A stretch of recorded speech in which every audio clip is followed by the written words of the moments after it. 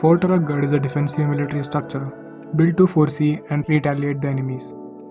Many gards in India script stories of glory and love by its rulers and people, and so is the Rajhansgarh, located on a small hillock in Yellore of Belgaum district, an ideal for trekkers all around. Its history dates back to the 12th century. Built by the Bicharaja of Ratha dynasty, it underwent several renovations by successive rulers of Belgaum. The massive height of about 760 meters makes it possible to scatter your eyes in all possible directions. As per Dr. C.B. Tabuji, the fort has faced 3 wars between the Nawabs, Peshawars, Tipu Sultan, and the Bhimgarh forces. On reaching the fort, you are welcomed by doors made of thick blocks of stones. It is planned so strategically that enemies could be exposed from 3 sides. The door stands strong with steps ascending to the platform of the Shiva temple.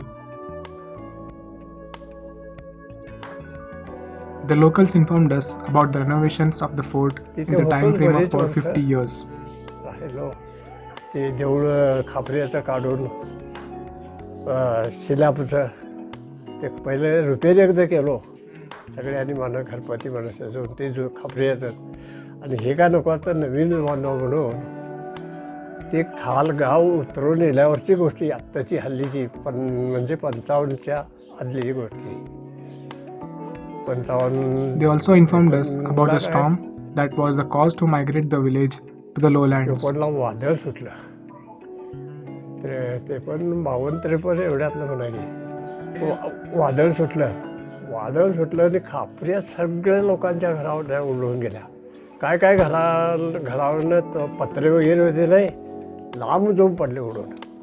वादळ येलं लई पाऊस तर लई चढाव जाताला तिथे पिकोसं काय ना मका कणसं ते वाळकं हे एवढं पिकोस काय नाही येऊन राबवून खाताला बहुत्या आणि तिथे खाताला गाड्या कोणत्या तिथे असं जर झालं तर कुठलं आणून घालू आम्ही आणि काय करू आणि काय घरं जर सुद्धा पडली तर करू काय असं म्हणून लोकांनी साऱ्या बोलून घेतल्या. आणि तर इथं काय करू आम्ही जाऊच पाहिजे इथलं साऱ्या काय म्हणणार गाव सर येऊन ते शाळेत आणून जागा इटो पाटील म्हणून असेल नंद्याचा पाटील चांगला अगदी गावात आमच्या सहाय्य करणारा आणि हे सगळं सोडा आणि ते आस्कोनोटी म्हणून आहे आणि तिथे जाऊन बसायला होता सरकारी कौल आहे एक 3-4 एकर 3-4 एकर होतं ते म्हणा आहे ते तर मागणी करायला आहे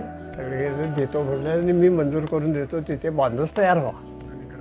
मग ते ठरलं त्या पाटलांना जाऊन बांधूस परवानगी दिल्या बांधूस सुरू केल्याने म्हणा आणि काय लोक कळणारे काय बी असता की अशी चौकापर्यंत घरं गेली सगळी त्या सगळ्यांनी गेले कलिगटर वगैरे मोठे हे बेळगावला गेले शहरं फिरून वाटले काय छान बांधवल्यात अगदी एकाच दिशा हो बांधलं.